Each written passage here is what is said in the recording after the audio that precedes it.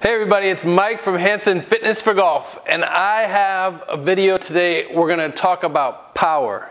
And it's people come in and they say I want to hit the ball farther, or they talk about power in their swing or getting more power.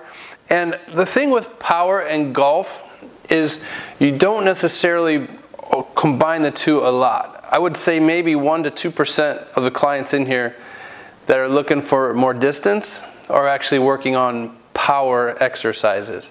So we can take more speed and more strength, and that to me equals power. But with golf, you take the driver and there's only a little small area right on the middle of the driver that is going to help you to hit the ball farther and the main thing straighter. So you can stand up on a tee box, swing as hard as you can, and if you're lucky, maybe go over 3 fairways or 2 fairways and hit your second shot. But if you're playing a tight course, you're in trouble if power is your main goal. So I'm going to show you 3 exercises that are going to create more power in your swing, but they're actually going to be a little bit more speed that's going to give you that power to hit it farther. So when it comes to generating more power or more speed in your golf swing, you have to learn how to use your legs. And one of our favorite exercises is just a simple jump. So what it does is it teaches you how to not only use your legs or use the ground for more power, but it also teaches you how to generate the power from the ground all the way up to the upper body. So one of the things that we do is we just do a simple standing long jump. So we load down, get the legs loaded. You want to sit back. You don't want to get too far out here. If your knees get out in front of your toes, you're in trouble. So you want to sit back, make sure your weight is in your glutes, in your hip area, and then you're going to utilize your arms. You have to use your arms. If you stand there and jump with your hands on your hips, you're not going to be able to go as far. So all you're going to do is you're going to stand back and then jump as far as you can. Obviously, I could probably jump another 15 to 20 feet, but I didn't want to run into the weights there. So the main thing when you're doing your jumps is that you load the hips, you use the arms to propel yourself, and you jump forward as far as you can with a soft landing. You want to make sure that you always do a soft landing. The harder you land, the less deceleration you have. That's where you can get injured, and you also want to learn deceleration for your golf swing.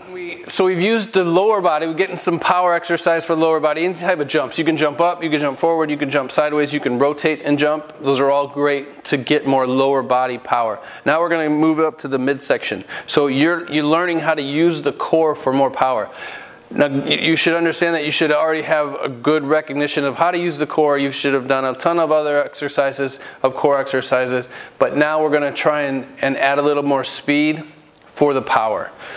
So I have the TRX Rip Trainer. You can use, if you're going to do power or speed, you want like a Kaiser with the air compressed machine, you want some type of band. I don't necessarily recommend using cables because they're not going to go as easy as a band or an air compressed machine would do. So 2 ways you can do it. I like to step. So I step to make sure I learned to use the lower body first. So I'm going to step and then I'm just going to rotate. You can do it with your arms in tight. That's going to help you utilize a little bit more core, or you can get your arms extended, and that's going to get you to feel more of what you're doing in your golf swing as well, with your arms extended away from your body, and you're going to learn to use the core, and you always want to do both sides. So when it comes to dynamic power or creating any more type of rotational power or power for your golf swing or anything else, medicine balls are a must in your program. There's different ways that you could do it. So what we do with ours there's overhead slams where you can throw it down as hard as you can, where you're using the lower body to increase up through the arms for that release point. You can do it to the side.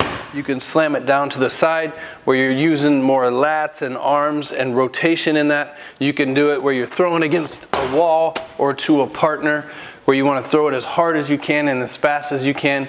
There's so many different ways, but utilizing a medicine ball is imperative to getting more power throughout your body for the golf swing. Okay, so there you have it. There's 3 different ways that you can generate more power. So you got to get your power from your legs. You got to have a strong core and an understanding of how to use it, and then you can use medicine balls to generate all that power and get it all together using your legs, using your core, using your upper body. That's going to give you more power in your golf swing. Now, when I always say power, and I don't utilize power a ton, because when we get on a golf course, power needs to be controlled power.